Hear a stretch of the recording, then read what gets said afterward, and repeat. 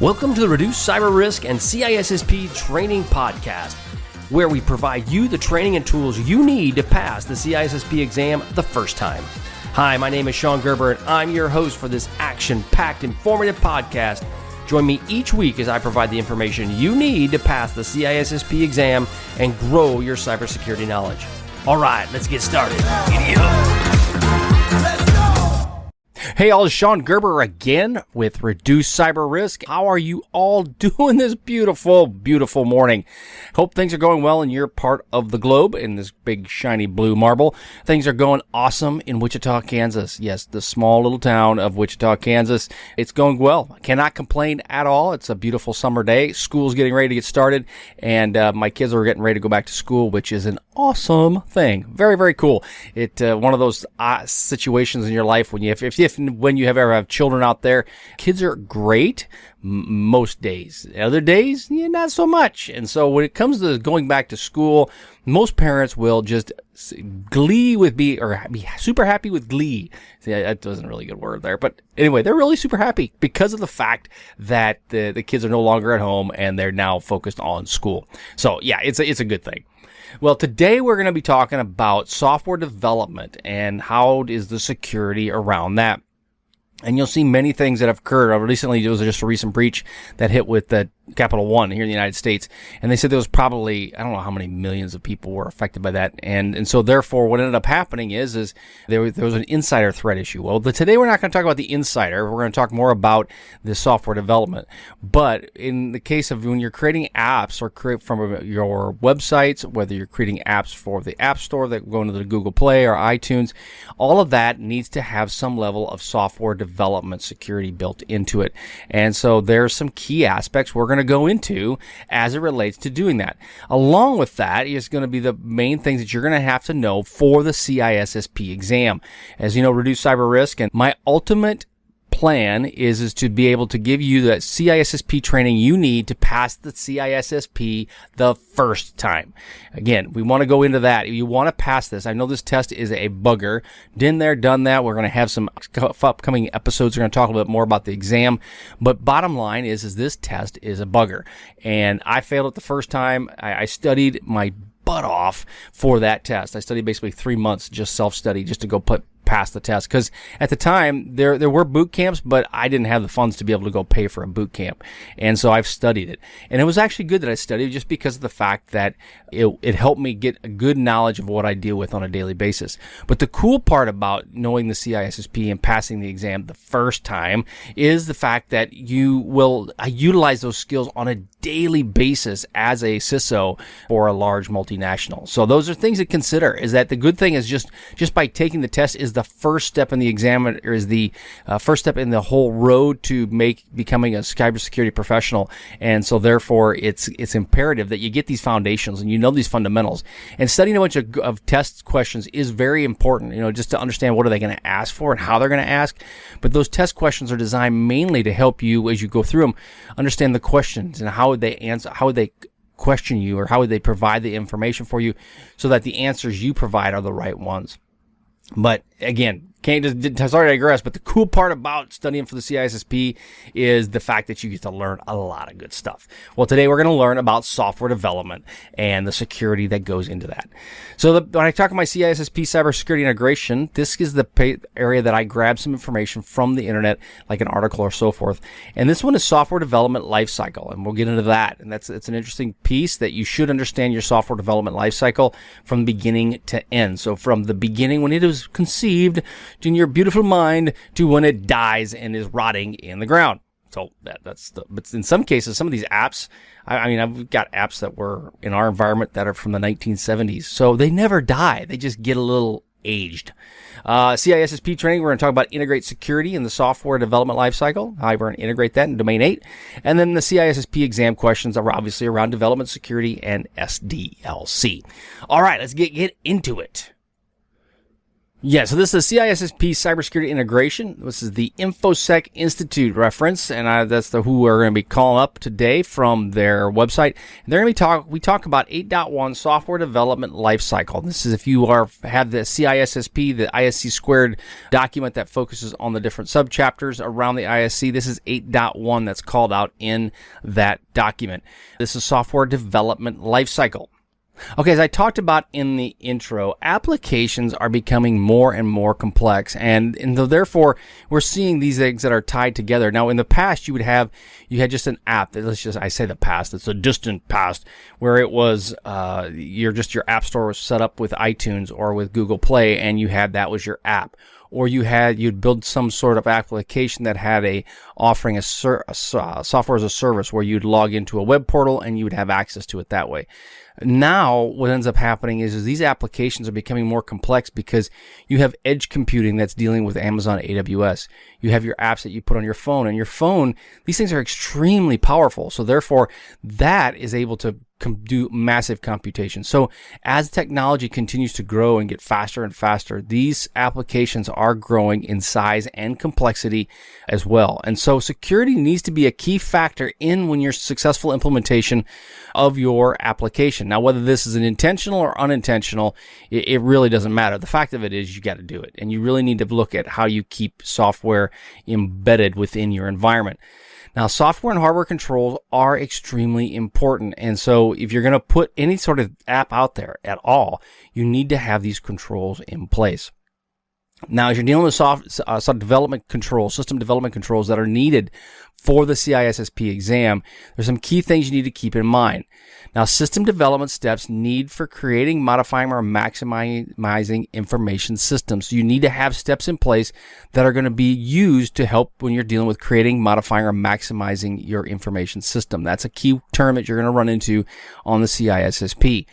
And you need to have a formal activities set up for development so that you're having, like in the case of myself, I have a development team. They work for me. They work out of India, and they do a great job, and they do an awesome job. And they have a ability to do development, and they're in the process of building out an entire suite of things that they need to do from their initial development products to CI/CD to automated testing, so on and so forth. All that needs to be put in place. Well, when you're dealing with that, you also need to have some level of security built into it as well. And you need to create development standards around this coding. And we've run into this with third parties. So if we have a third party that helps me and they provide some sort of coding, then what is the standard by which they're developing their codes? So that's an important piece of this, is that what are the aspects from the development standards? How can they do this? Now, it could be as simple as a checklist. It could be, my naming convention is this. We do fuzz testing on the application when it's done. We have, all these little steps can be built into their process, and they just go through it step by step. Now, I have noticed the challenges that go into this because developers they get paid, they're incentivized to develop quickly and to develop with good code, but develop quickly. And so therefore, sometimes they don't want to take the time to do the initial steps to run it through a scanning engine to make sure that it works. So those are conditions that you need to help talk to your people about and ensure that they're connected with it. Now, the OWASP SAM core model. Now, OWASP is an organization that provides development for web applications. And it's basically web applications and what are the aspects around securing those web applications. So you can go to OWASP and check it out online. They have a whole laundry list of things you can use specifically for ensuring that your product is properly secured, your application. I mean, they have all kinds from scanners to best practices. I mean, it's a really good place if you are an application developer and you're looking to incorporate security within your environment. They have a software assurance model. That's the SAM, the Software Assurance Maturity Model. And it's basically an open framework. And we like to talk about frameworks, but realistically, it's a guide or a checklist. The checklist is a little bit too tight, but it's more of a guide to formulate a strategy around applications. And it evaluates the organization's existing security practices while puts in well-defined iterations for their software. It demonstrates concrete improvements, and it measures the security-related activities. So the bottom line is it breaks it down for you to be able to put security into your current process. So it's just a good framework and a good checklist to go by.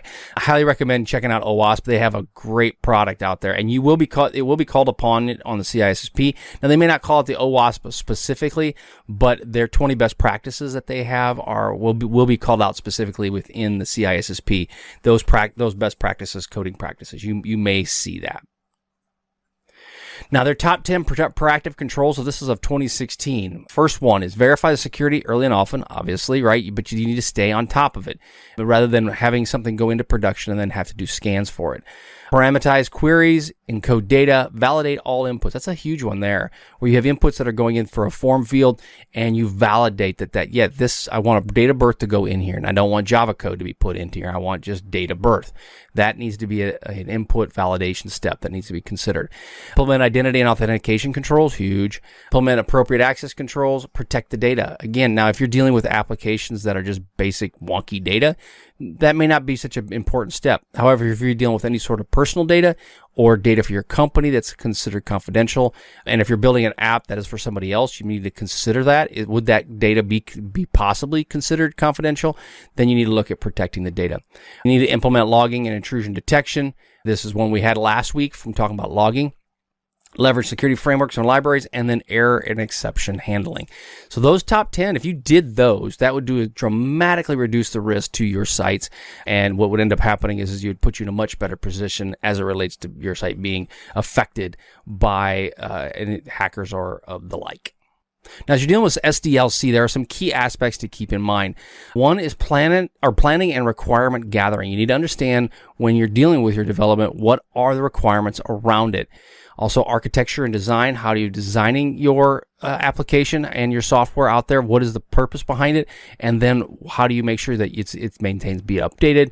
How do you update it? How is that built into the overall development strategy? Test planning. How do you test strategy over development code? So how do you build that out till you're going to test to ensure that it does not, like your input validations? What would you put in there to ensure that the wrong input validations don't get put in and they could potentially run code on your server?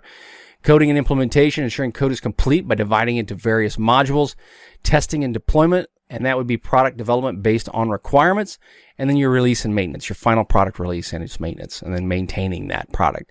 But again, you have to begin this from the beginning of when the application or the software is born to when it dies. Or guess what? It may not die unless you kill it. Especially as we're dealing with software as a service, you can kill these things. But if you go out individual programs that are going out, that kind of stuff, it stays around forever. So just consider that whatever you make, what is the way you're going to be able to update it? And do you want to deal with that headache for a long period of time? Now, one thing also about the CISSP, they talk about SDLC models that are covered in the CISSP. Now, the most common there's various comments that are open, or various models that are open, and I'm going to go over some of these right now. But the main one that I deal with is a Scrum, and you'll see that model here in just a little bit. Or I should say Agile. That Scrum's a method of doing it. It's actually, because Scrum is like with rugby. But no, it's Agile, the Agile method. And we'll get into that just here in just a second. Waterfall model. This is the most common model, and it's typically been used by many in the past. And this basically comes down to is you finish one phase and then you go on to the next. But there's not much room for making changes to the waterfall model. You have to wait until the whole process is done before you can go back and make changes. So if you notice that there's changes while you're in the middle of the sprint with the waterfall model, there's very little leeway to go back and make changes to it. You have to basically come back around after the whole thing is done. The V-shaped model, which is verification and validation model, and it's very similar to the waterfall, but each phase has a testing phase. So the good piece of that is you don't wait to the end to find that you have issues. Each phase will give you some sort of testing, and then you can put that in the backlog and then make iterations to that. But it is still, though, the overall project. If you have like 5 sprints for this one project, you may get all the way through the project and then realize, okay, now I need to go back and fix those changes. The iterative model, which is repletion and improvement, and basically that comes back and it repeats it, and then it improves it, and it takes care of those things. It's a set of requirements that are tested and implemented, and you basically you're iterating. You're going back and forth, and the new versions are based on new and iterative versions of the software. So as your software gets updated, it, a new iteration has occurred, then they come back and make changes, and it just keeps going in that process. It gets you a very viable product early. So if you're dealing with the VIP, which is your viable product, that's a very good point. It gets you there in a very quick period of time, but it may take lots of resources to do that because there's a lot of things that are going on, especially when you're having to iterate it over and over again. And again, these models are designed not to be one is the only one you do. They're designed to, depending upon your situation, which model would you use? The waterfall, the V-shaped model, or the iterative model. Now we have the spiral model. Now this works in an iterative model. Basically, it starts by continually repeating it over and over and over again, but it kind of goes out. It allows for improvements on each round. So just you repeat phases, the 4 phases over and over and over. And so you just keep going in a circle. The Big Bang model, typically good for small projects, little work being done on planning, and most of the resources are for development. And what that comes into is you bang, you're done. You just hit it hard. Everybody jumps in, all hands on deck. And that's the Big Bang model. But if you're doing with a small project that is very tiny in nature and that you can do quickly, that would be a really good model to use.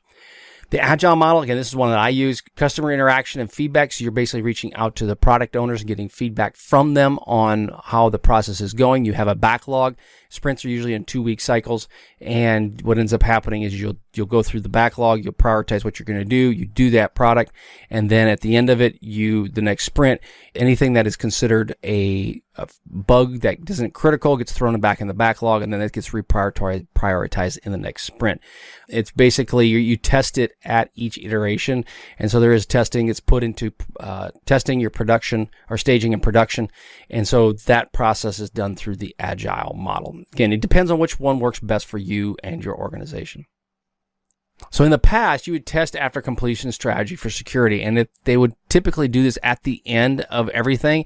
And I say that even if the case is many times they wouldn't even test, but it does leave you vulnerable, especially if you're waiting to the end and things have been in production.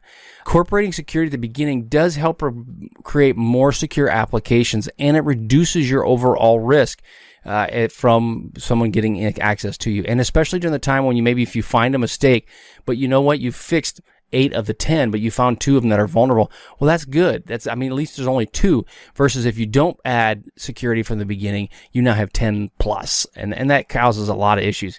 You incorporate code review and pen testing in your architecture analysis, and there's different SDLC models available. Microsoft has a development model, MSDL, and then NIST also talks about it with 800-64, which is the National Institute of Technology. And this 800-64 does provide security considerations into system development lifecycle. Now, there's also another model. It's called CLASP, which is the Comprehensive Lightweight Application Security Process, CLASP. And this has a set of processes mapped to job roles and allows for early security in stages. So again, there's different SDLC models that you have to look at. And when it comes to the CISSP, they're going to focus on what are some models that are available.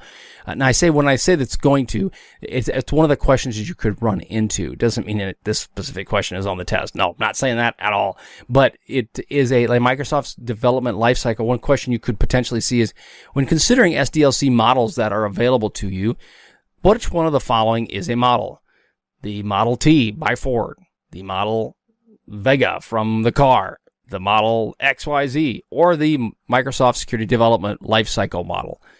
Or which government organization helps you with this? And that's the NIST 800-64. So those are questions that you could see on the CISSP exam. Okay, that's all I had for the CISSP integration, and now we're going to roll into the CISSP training 8.1, understand and integrate security in software development lifecycle. That's the plan we're going to talk about in this next objective as part of the Reduce Cyber Risk podcast, and there's going to be your CISSP training is going to be available to you.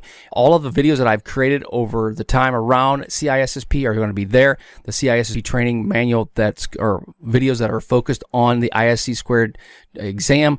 that are there. There's about 129 different videos that you can watch that'll take you through zero all the way to hero. And the cool part about it is at the end of the day, when it's all said and done, it will set you up substantially to pass the CISSP exam, because it just really will. You have the knowledge you get from those videos, what you've done on your own, and if you want to go self-study for the test, you are going to have a substantial chance of passing the test.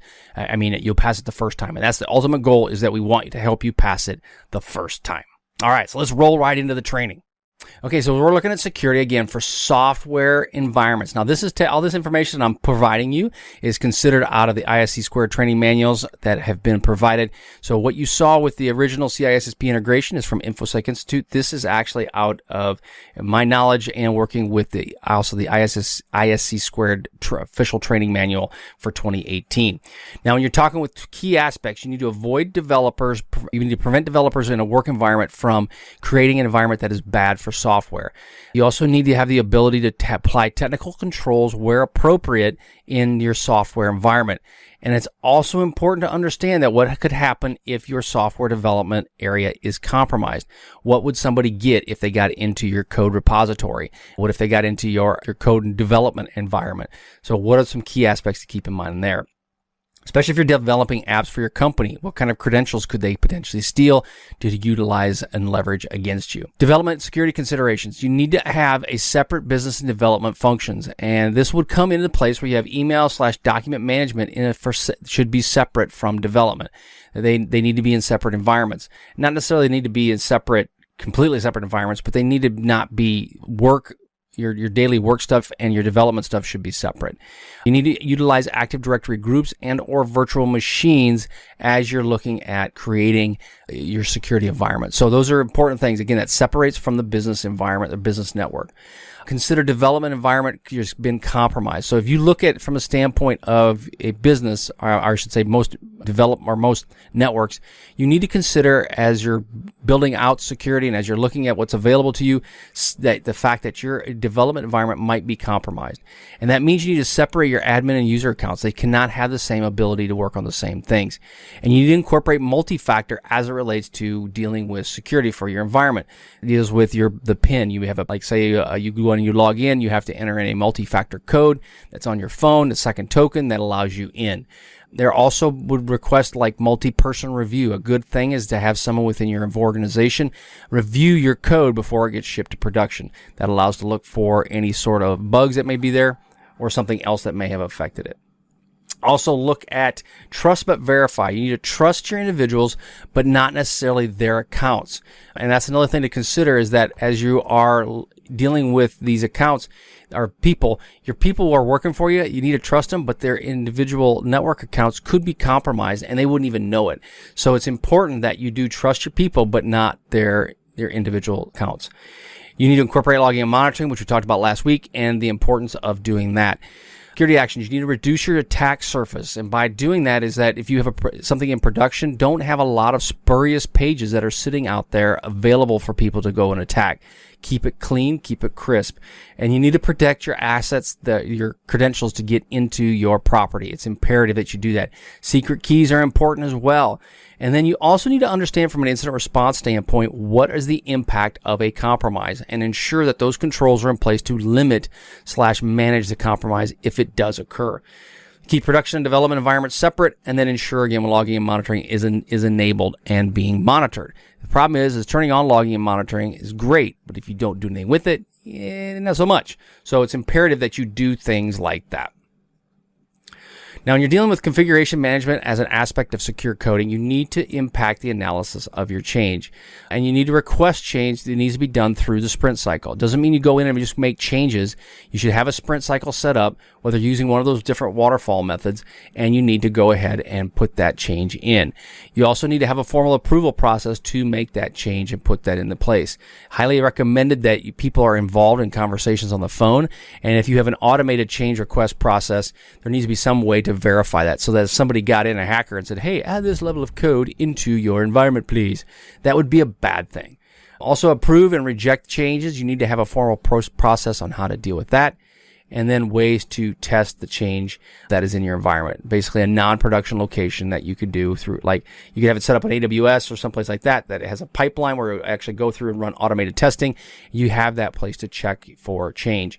Schedule a time to change the production. Again, come back to when would you do this, have a planned orchestrated event, and then document the change, make annotations in the document control.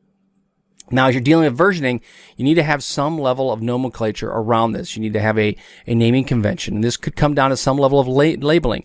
You got your 1.0, your 1.1, your 1.2, so on and so forth. And you need to have documentation around your versioning and why you did it. This software configuration management is imperative as it deals with version controls. And the one thing I've learned is that documentation around versioning is definitely it's an art and how people do it. And then the commenting that goes along with the versioning and labeling. What'll cause issues is if you have ineffective version controls, it will cause outages and issues. And because what it comes down to is people don't understand why you're going from 1.1 to 1.111.11.11. Yeah, I just confused myself. See how easy it is? That can happen to anybody. So the point of that is versioning is important, but you need to have that defined in a written format somewhere. Now, your code repositories. These are very important that you take care of your code repositories. Because of the fact they keep everything there, they act as a central location for developers. Your GitHub, your Bitbucket, your SourceForge, all of those act as a code repository. And so you need to understand the security around that. Because again, if a hacker gets into those, what's they going to get? They're going to get all of your code. Well, if your code has proprietary information in it, that would be bad. That'll take you out of business. Your competitor could get it, and now you're done. You also need to look at a single sign-on or multi-factor piece to this as well. Avoid the use of API keys in the code repository. So the API key basically is set up so that it will connect to something else, and your API key may have is acting as a credential. Well, if you have these API keys that are sitting in your code repository, somebody could utilize the API, connect into your environment, and you wouldn't even know it unless you have proper logging and monitoring enabled. And so odds are high if you have API keys in your codes, you might not have logging and monitoring enabled. And then therefore, now they're in your environment, just like they're able to pass data in and out without anybody really even seeing it.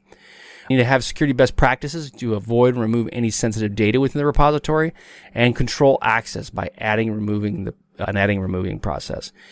You also need to have a security.md file, which would have your disclosure policy, security update policy, configurations, and gaps and possible enhancements. Again, that's a message file that's available to talk about security and what needs to be changed, what has been changed, how can people disclose it, and so forth. You need to rotate your SSH keys and your personal tokens. Again, those are good best practices. Don't keep them the same. It's important to move that stuff around. However, we do know this. People are human, and people will, if they default to the fact that it's hard to do, they will not do it. So it's something to consider is that many software development companies or many people will not rotate the keys. They just won't. And so therefore you need to look at how do you implement that into your environment. Always consider security when you are developing anything. All right, so that's all I have for the CISSP around the ISC Squared Training Manual 2018. Let's roll into the CISSP exam questions. Okay, this one's on usernames and passwords. Now, considering a development security, there are some key considerations you need to be aware of. Now, I said considering twice. Considering and considerations. Those considering. All right, so there's some key things you need to consider. A, separate business and development functions. B, consider development environment compromised. C, trust but verify. D, all of the above. E, none of the above. So when considering development security, there are some key considerations you need to be aware of. Separate business and development functions. Consider the development environment compromised. Trust but verify, or all of the above, or none of the above. Answer is D, all of the above. They're all crucial to thinking around development security. Again, separate business and environment. You consider your environment compromised. You trust but verify. You trust your people, but at the same time you don't trust their credentials. Those are key things as it relates to username and password in the software development lifecycle. Okay, this one's on preventative access controls. What are the various SDLC development models covered in the CISSP exam? Waterfall, V-shape, iterative, agile, spiral, and big bang. That was A. B is waterfall, X-shaped, repetitive, agile, spiral, and big bang. C, waterfall, Y-shaped. See, there's a lot of letters there. Repetitive, agile, spiral, and big bang. Or D, none of the above. So which ones are involved in that are going to be covered by the CISSP exam? And then the number is, or the letter is, A, waterfall, V-shaped, iterative, agile, spiral, and the big kahuna bang. All right, that's that question right there. Again, those are important things. You need to know the models and what are some of the pros and the cons around each of those development models. Thanks so much for joining me today on my podcast. If you like what you heard, please leave a review on iTunes, as I would greatly appreciate your feedback. Also, check out my videos that are on YouTube. Just head to my channel, CISSP Cyber Training, and you will find a plethora of content to help you pass the CISSP exam the first time. Lastly, head to CISSPcybertraining.com and look for the free stuff that is only available to our email subscribers. Thanks again for listening. See you.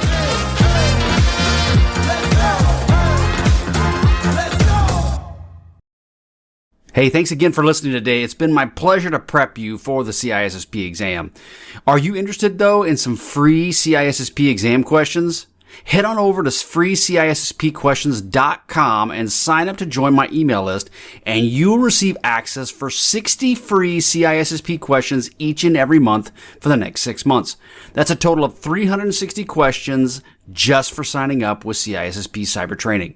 You'll also gain access to other free CISSP resources, so just head on over to freecisspquestions.com and sign up, or head on over to CISSPcybertraining.com and sign up today.